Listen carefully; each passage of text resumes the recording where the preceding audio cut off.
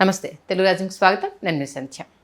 ప్రస్తుతం ఏపీలో కావచ్చు, తెలంగాణలో కావచ్చు, మూడో ప్రత్యామ్నాయ పార్టీకి అవకాశం ఉందా?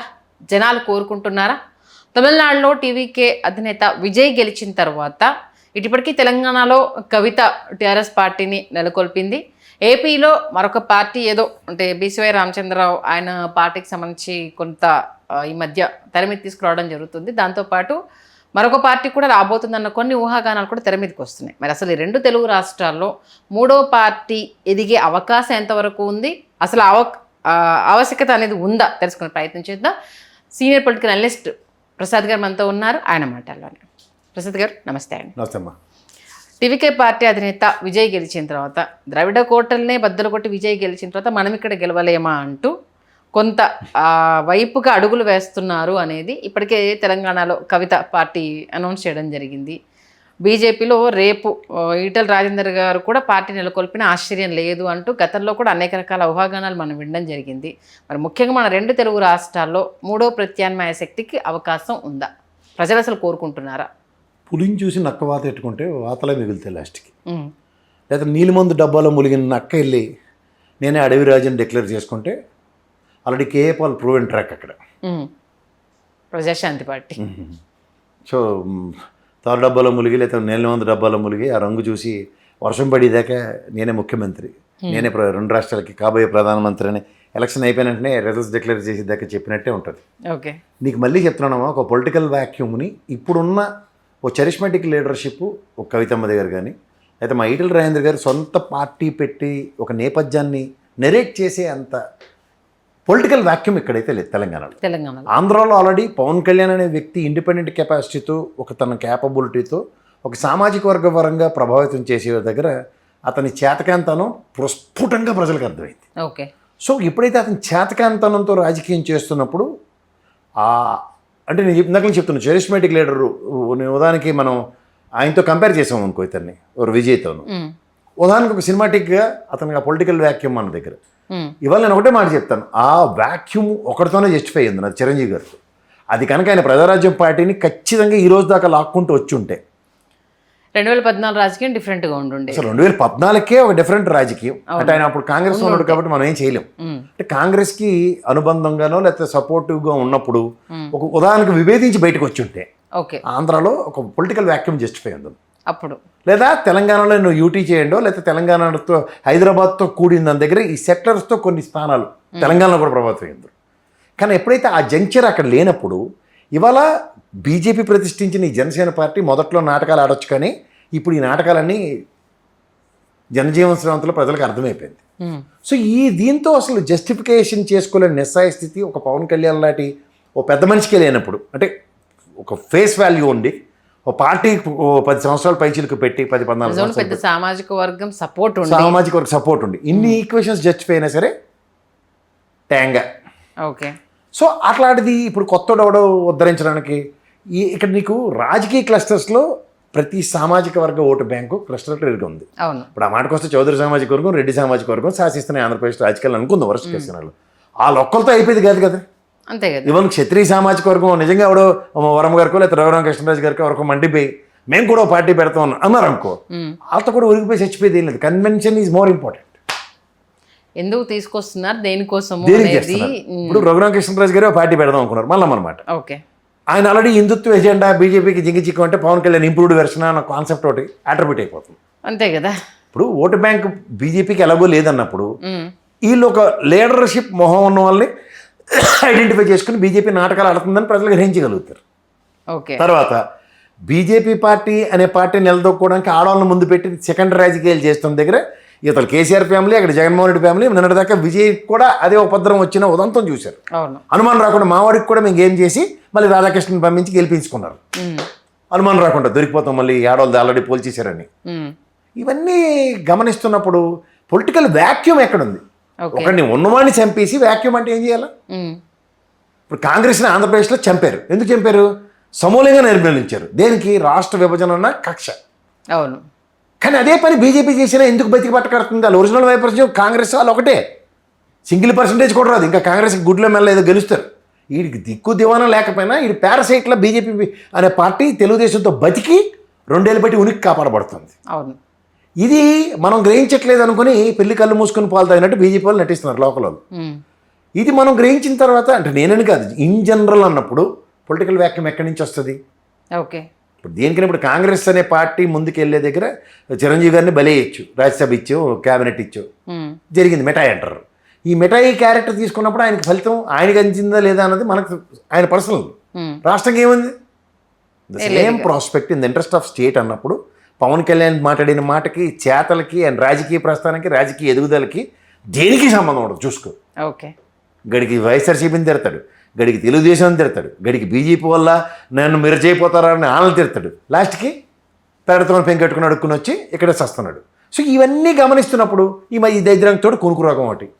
సో ఇవన్నీ గమనిస్తూ ఎక్కడి నుంచి వ్యాఖ్యములు జస్టిఫై చేస్తారు ఎవడన్నా కొత్తోడైనా? ఓకే. ఒక strong reason for a state అది ఎమర్జ్ అవ్వాలి కదా. అనబోతున్నాను నేను అదే. ఇప్పుడు strongest reason under this circumstances, ఇప్పుడు దానికి రామారావు గారు పార్టీ పెట్టిన ఒకటి సార్, ఇప్పుడు తమిళనాడులో చూసుకుంటే అంత స్ట్రాంగెస్ట్ రీజన్ కూడా అక్కడ ఏం లేదు. కానీ టీవీకి అధినేత విజయ్ తెర మీదకి వచ్చాడు కదా. లాజిక్ విను, తెలంగాణ ప్రజలకు, తమిళనాడు ప్రజలకు కూడా అర్థమయ్యే భాష. డిఎంకే మీద మంటెక్కిపోతే ఏడీఎంకేకి ఎన్ని సీట్లు ఇచ్చారు? ఆ పళనిస్వామిని చూసి ఎవడో నోటీస్ అంటే పళ్ళు ఎగలించి నవ్వుతాం, చిచ్చి దరిద్రం అని. అయినా సరే 72 పైసలు వచ్చాయి కదా. అవును. Second largest party. ఈ టీవీకే పార్టీ అనేది ఎమర్జ్ అవ్వకబట్టి ఓటు బ్యాంక్ డిస్ట్రాయ్ అయింది. 103, 140 స్థానాల దగ్గర చూసుకో ఓట్లు 2-3 వేలే. అవును, చాలా ఎడ్జ్లో తిన్నాయి పెద్ద. అంటే వాళ్ళు ఇన్వెటబుల్ సిచ్యువేషన్ ఏంటంటే ఐదర్ డిఎంకే అయిపోయింది కాబట్టి ఏడీఎంకే అన్నది ఉంది, కానీ అందులో ఒక స్ట్రాంగ్ లీడర్ కనబడక ఒక ఆపర్చునిటీ క్రియేట్ అయింది. ఓకే. అక్కడేమి టీవీకే పార్టీకి తమ్మింగ్ మెజారిటీ ఇచ్చి అసలు ఒరిజినల్గా తమిళనాడులో ఎలా ఇస్తారు? నువ్వు గెలిస్తే ఎలా గెలుస్తుంటే అవతల అక్కడ కనబడ్డు ఎతికినా దొరకడు. అవును. కానీ ఇక్కడ అందరూ కనబడలే చేశారు కదా. చాలా విచిత్రంగా వచ్చింది సార్ ఫస్ట్ టైం తమిళనాడు. అది వాళ్ళ తీర్పు అలా ఉండదు. ఉందని మనం దబాయించి మాట్లాడుతుంటే ఏం చేయాలి? తమిళనాడు పొలిటికల్ స్ట్రాటజీ స్టార్ట్ అయినప్పటి నుంచి ఇప్పటి వరకు ఈ రకంగా వచ్చింది ఫస్ట్ టైం ఇదే అంట. అయితే రెండోది ఏంటంటే 57 ఏళ్ళ వాళ్ళ చరిత్రలో డిఎంకే ఏడీఎంకే ద్రవిడ పార్టీని కాదని ఇంకొక ఆల్టర్నేటివ్. ద్రవిడ కాదనడానికి ఏం రీజన్ ఉంటుంది చెప్పు? ఇప్పుడు ఉదాహరణకి ఏడీఎంకే పథకాలు ఏవైతే ఉన్నాయో, డిఎంకే పార్టీ స్టాలిన్ గారు రాగానే ఏడీఎంకేని అందుకుని ముందుకెళ్తూ అమ్మ పథకం, అమ్మ పేరు కూడా మార్చుకుంటూ వెళ్ళినప్పుడు ద్రవిడ సామాజిక వర్గం ఎందుకు ఎఫెక్ట్ అవ్వాలి? అవ్వదు కదా. అది ఎఫెక్ట్ అయిందని జయలలితకి ఆయన సముచిత స్థానం ఇచ్చారు. ఆవిడ లేకపోయినా ఆవిడని గౌరవించి కంటిన్యూ చేశారు. వీళ్ళకి అవసరం లేకపోయినా కంటిన్యూ చేశారన్న వాక్యమే వచ్చింది తప్పితే నేటివిటీ రాలేదు. విచిత్రంగా స్టాలిన్ ఓడిపోవడం చాలా విచిత్రం అనిపించింది. అదొకే. సువేంద్ర తలుచుకున్నప్పుడు మమతా బెనర్జీ ఓడిపోలేదా? Okay, right. మరి లాజిక్ గా చెప్తారు సార్ ఆన్సర్స్. నిజంగా తలుచుకున్నప్పుడు రేవంత్ రెడ్డి, కేసీఆర్ ఇద్దరు ఓడిపోలేదా? ఓకే, వాళ్ళు డిసైడ్ అవుతారు వాళ్ళు. అంటే ప్రజల్లో ఒక డిబేటబుల్ టాపిక్ అవనివ్వరు. ఓకే, కేసీఆర్ ఓడిపోవడం నువ్వు నేను అనుకోవాలా? ఆ ఛాన్స్ ఎవరు ఎక్కడ అనుకోవాలా అక్కడే. Okay, right. అంటే ఏపీలో ఆ ఫేస్ ఆఫ్ ద పర్సన్ కావచ్చు, ఆ వాక్యం కాబట్టి లేదు కాబట్టి రామచంద్ర యాదవ్ గురించి మాట్లాడుతున్నావు. బీసీవై పార్టీ ఫస్ట్ థింగ్ తాను కన్విన్స్ అవ్వాలి. ఓ పార్టీ పెట్టినప్పుడు తాను కన్విన్స్ చేసుకున్నాడా అన్న ప్రశ్నకి రామచంద్ర యాదవ్ దగ్గర సమాధానం ఉంటే ఫ్రంట్ ఎండింగ్ లీడర్ అవుతాడు. నాకు తెలిసి మొన్న మీటింగ్లో చూసినప్పుడు మీ అందరితో 1-to-1 అయినప్పుడు నాకైతే అంతలా ఏం అనిపించలేదు ఆయన విషయంలో. ఎఫెక్టివ్నెస్ క్రియేట్ అవ్వాలి కదా. లేదు, ఇప్పుడు బీసీ సామాజిక వర్గం కోసం నిలబడగలగాలి ఆయన. ఎంత ఇప్పుడు ఆయన ఏం చేయాలి? కుల గణన నాకు ప్రాథమిక ఎజెండా. బీసీ అణగారిపోయిన దానికి నేను ఎట్టి పరిస్థితులు నా వంతు రిజర్వేషన్స్ కోసం సడన్గా ఎస్సీ ఎస్టీలను ఎత్తుకుంటాడు, కాపులను ఎత్తుకుంటాడు, అందరిని ఎత్తుకుని తిరుగుతున్నాడు ఆయన. ఇప్పుడు నువ్వేమి దత్తత తీసుకునే కార్యక్రమం కాదు కదా. First you need to prove your lethal first. Okay, ఏపీలో స్కోప్ లేదు, వచ్చినా నిలబడదు, అంతేనా? అంటే నేను అంటుంది face needs to give proper state perspectives. అంటే ఒకటి సార్, ఒక పర్సన్ అవమానం కూడా ఒక్కొక్కసారి మనిషిని రగిలిస్తుంటాయి. ఇప్పుడు టీవీకే అధినేత విజయ్ది ఏంటి, ఎప్పుడో జయలలిత హోదాలో, ఆమె సీఎం హోదాలో ఉండి తినకు అపాయింట్మెంట్ ఇవ్వలేదు. ఆ అవమానం నుంచి వెళ్ళి ఈయన పార్టీ అనేది మెల్లిమెల్లిగా తను గ్రౌండ్ లెవెల్లో ఒక చారిటీ స్టార్ట్ చేసి దాని నుంచి వెళ్ళేసి ఇప్పుడు ఒక స్టేజ్లో కూర్చోడం. మా సోది కబులు అని చెప్తాడు, నాకు అర్థం కాదు. ఒకసారి రజనీకాంత్ కూడా ఇదే చేస్తే ట్రాఫిక్ కాపీ చూపించాడు ఆయన. ఆ Jayalalithaa versus Rajinikanth tit for tat అయిపోయింది. దీనికి నేను సేవా తత్పరత, ఊపిరి సినిమా కథ నాకెందుకు?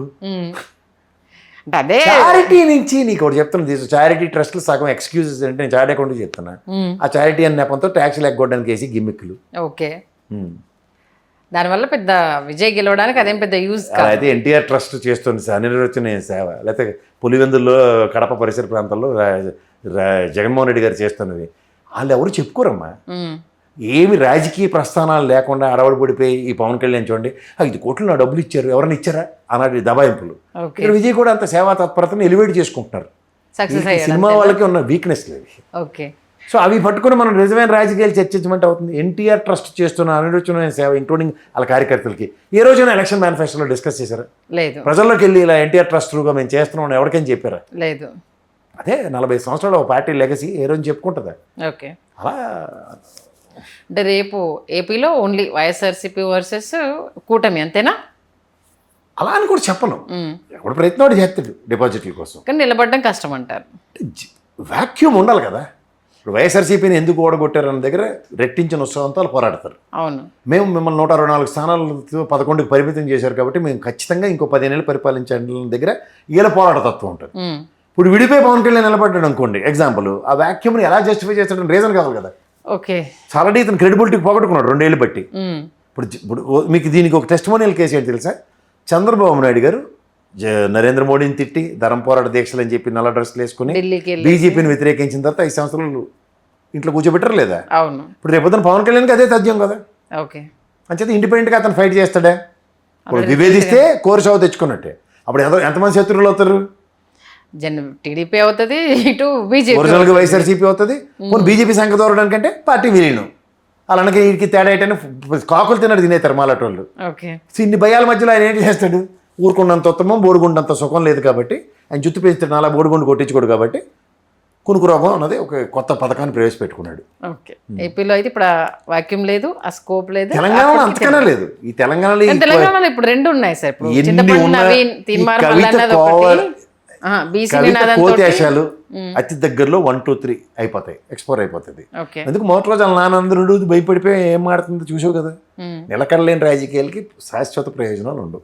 ఇప్పుడు బీజేపీ ఎజెండా షర్మిలమ్మ ఎత్తుకున్నట్టు నేను ఎత్తేసుకుందాం అనుకుని గాబరా పడితే అంత సీన్ లేదు ఇక్కడ. ఓకే, అంటే రేపు తనను తాను ప్రూవ్ చేసుకునే విధానంలో బీజేపీ నుంచి ఒకవేళ అటువైపు ఏమన్నా, అంటే మొన్నటిదాకా 2 విన్నాము, కవితది ఏంటి రేవంత్ రెడ్డి వదిలిన బాణం అనేస్తాను, ఇప్పుడు గ్రౌండ్ లెవెల్లో వినిపిస్తుంది ఏంటి బీజేపీ తయారు చేసిన మరో అస్త్రము అనేది. ఇక్కడ ఏ అస్త్రమైనా ముందు ఆవిడ వస్త్రాలు ఆవిడ కాపాడుకోవాలి. నీకు ఇంకోటి చెప్తున్నాను, ఓవర్ యాక్షన్ వేషధారణలు వీటిలన్నిటితోనూ రాజకీయ అరంగేట్రాలు ఈ కామెడీ షోలు భరించే ప్రజలు తెలంగాణ వాళ్ళు కాదు. ఇదైతే వాస్తవం. ముఖ్యంగా ఎస్యూజ్ మే అంటారు. షర్మిలనే చూసాం ఇక్కడ, దాని కంటిన్యూషన్ పార్ట్ 2 దిగింది. సో ఇక్కడ కాంగ్రెస్ తల్లె పెల్లవ సినిమా అన్నది ఒక డైలమాలో ఈవిడ ఉంది. కంపారిజన్ చేసేటప్పుడు ఇక్కడ తండ్రి నుంచి వచ్చిన వారసత్వంగా షర్మిల కవిత అంటే కవితకి ఎక్కువ మార్క్స్ వేస్తారు. ఎందుకు?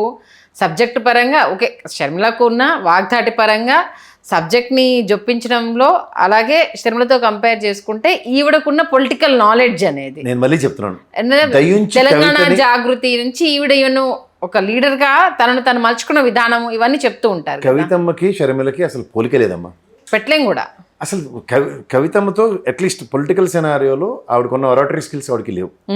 అండ్ తెలంగాణ మీద పూర్తి పట్టున్న నాయకులు నేను చాలాసార్లు చెప్పాను. హరీష్ రావు గారికి, కేటీఆర్కి అండ్ కవితమ్మకి, వీళ్ళ ముగ్గురికి తెలంగాణ సామాజిక వర్గం మీద పూర్తి అవగాహన ఉంది. సో ఇలాంటి వాళ్ళు రాష్ట్రం మీద చిత్తశుద్ధి చాటుకోవడానికి పొలిటికల్ అరంగేట్రాలు చేసిన తర్వాత సొంత ప్రయోజనాల దగ్గర ప్రజలు టాలరెన్స్ 0.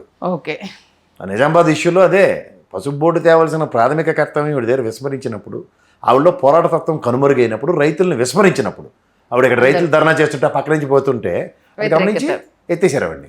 సో అక్కడ చిత్తశుద్ధిని ఎక్కడ చాటుకున్నావు? లేదు కదా. అది these are all ad sticks for you.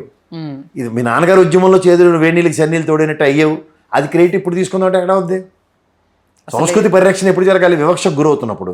రాష్ట్రం ఏర్పడిన తర్వాత ఇంక వివక్ష ఏంటి? అంతే కదా. ఇప్పుడు పర్సనల్ ఎజెండా అవుతుంది తప్పితే ఆ పర్సనల్ ఎజెండాలు ఇక్కడ ఎంటర్టైన్ చేయరు. ఇది బీసీ నినాదంతా తిన్మార్మలన్నా ఆయన అంతేనమ్మా. ఒక పొలిటికల్ ఎరాలో కొంతమంది వాళ్ళు ఇప్పుడు బీసీ నినాదం ఆర్ కృష్ణయ్య గారు లాంటి ఆయన పొలిటికల్ సినారియోలో తెలుగుదేశం లాంటి పార్టీలో ముఖ్యమంత్రి అభ్యర్థి కింద ప్రస్ఫుటించిన తర్వాత కూడా ఆయనే ఫెయిల్యూర్ చూశాడు. ఓకే, ఆయన అసలు రాష్ట్రం అంతా కలిగి తిరిగి బీసీ సామాజిక వర్గం చైతన్యం చేస్తాడు అనుకున్నా. ఆ టెన్యూర్లో ఆయన ఉప్పల్ నియోజకవర్గంగా పరిమితం అయిపోయాడు. అవును. సో అక్కడి నుంచి ఆ వైబ్రేషన్స్ తీసుకెళ్ళలేని నిస్సహాయ స్థితి, ఫేస్ ఉండి వాల్యూస్ ఉన్న వాళ్ళతోనే అవనప్పుడు వీళ్ళంతా ఎవరమ్మా? ఓకే, నాకు ఆర్ కృష్ణ గారి మీద చాలా గౌరవం ఉంది. ప్రత్యక్షంగాను పరోక్షంగా ఒక 2 కోట్ల మంది బీసీ సామాజిక వర్గానికి సాయం చేసిన గొప్ప వ్యక్తి అతను. అవును. ఆయనే ప్రభావితం చేయలేనప్పుడు ఇది అంతా అవరమ్మా టపాచిపుత్రి గారు. అంటే ఓన్లీ వాళ్ళ సొంత లాభం కోసం ఆరాటం తప్పితే పెద్ద ఏదో 4 రూపాయలు ఉంటాయి. ఆ బీజేపీ ఖాళీగా ఉండకుండా మనందరు కడుపు కొట్టే ఇలాంటి పనికిమాల పనులకి బాగా డబ్బులు వినియోగిస్తూ ఉంటాడు. ఆ వినియోగించినప్పుడు ఇలాంటి ఆటలాడేటువంటి రాజకీయాలని చూస్తూ ఉంటాం. ఓకే. ఇవన్నీ కామెడీ పీసులు. పక్క తీసేతలు పక్కలే ఆడకుండా అని చెప్పాలి. అవును, మిగతా రాష్ట్రాలతో కంపేర్ చేస్తే తెలుగు రాష్ట్రాల్లో కొంచెం ప్రజలు ఈ మధ్య విఘ్నులుగానే ఉన్నారు అన్నట్టు అయితే మీరు చెప్పిన దాని ప్రకారం, అంతేనా? తెలంగాణలో ముఖ్యంగా ఉన్నారు. ఓకే. ఇంకా ఆంధ్రాలో ఎరుబోగులతో ఇంకా పోలేదు. అంటే ఇప్పుడు రాబోయే రోజుల్లో ఓన్లీ 3 పోటీలు, త్రికోణ పోటీ అంటే బీఆర్ఎస్, బీజేపీ, కాంగ్రెస్, అంతేనా? ఈసారి బీజేపీ వాళ్ళకి ఉంటుంది.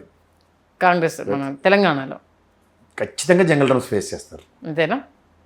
చూద్దాం. మీరు అన్నట్టు ప్రకారం ఇంకా కొత్త పార్టీలు ఏం తెర మీదకి వస్తాయి, ఎవరు వాళ్ళ ప్రభావాన్ని చూపించగలుగుతారు, ఏ మేరకు అడావుడి చేస్తారనేది మంచి ఇండెత్ అనాలిసిస్. రెండోది కరెక్ట్, ఎడావిడైతే బాగా చేస్తారు. ఓకే. ఇక్కడ చాలా ఆ వాక్యం ఉందా లేదా మళ్ళీ చెప్తున్నా, అనేది అడావిడి చేయడంలో సిద్ధవస్తుడని కేఏ పాల్ పార్ట్ 2, 3, 4, 5 ఇవన్నీ. కేపాల్ గారు అంటే ఆయన క్రెడిబిలిటీ ఆయన తగ్గించుకున్నారు సార్. అప్పటికే ఆయన ఒక అనొద్దుగానే కవితమ్మకి లాగా ఏం చేసుకున్నారు. కవితమ్మకి ఏం క్రెడిబిలిటీ ఉంది? Of liquor course case clean chit వచ్చేదాకా పార్టీనే పణంగా పెట్టేసింది. అక్కడ నిజామాబాదు ఎంపీగా ఏమీ చేయకుండా వచ్చేసింది. ఇంకేం క్రెడిబిలిటీ గురించి మాడతావు? ఇక్కడ ఒక మహిళను అనేసని, మళ్ళీ తెలంగాణ మీద నాకు తెలంగాణలో పట్టుంది అనేసి జనరల్ చూసి ఏమైనా మనకి ఎస్సీ ఎస్టీ నియోజకవర్గాలు ఇప్పుడు మహిళా బిల్ ఇప్పుడు పాస్ అయింది, ఎగ్జాంపుల్ పాస్ అవ్వలేదు. మహిళలు రిజర్వ్ చేసిన నియోజకవర్గాలు అన్నది అనౌన్స్ అయ్యేదాకా మహిళా పురుషుడు అని ఇదేంటి నాకు అర్థం కాదు. అంతేనా? చెప్పు, నువ్వే చెప్పమ్మా. ఓకే. ఒక మహిళలు కేటాయించిన నియోజకవర్గంలో అనిర్వచితని పోరాటం చేస్తున్న మా కవితమ్మని చెప్తే కథ వేరు. ఏంది ఇక్కడ 4గురితో ఉండవలసిన ఆవిడ ఇవాళ జెండరు ఆడపిల్ల. ఆ దిక్కుమాల కథలు అక్కడ మా శర్మిలమ్మ కూడా చెప్పింది కదా, ఇదే పకోడీ కబుర్లు. ఆడ నుంచి వచ్చిన పిల్ల ఆడపిల్ల, ఇక్కడ ఉన్న పిల్ల మగపిల్ల, ఆడపిల్ల, తోటకూర అని. ఈ చెత్త అంతా ఉడక్కోవాలి. చూద్దాం సార్. మంచి విశ్లేషణ నుంచే ధన్యవాదాలు సార్.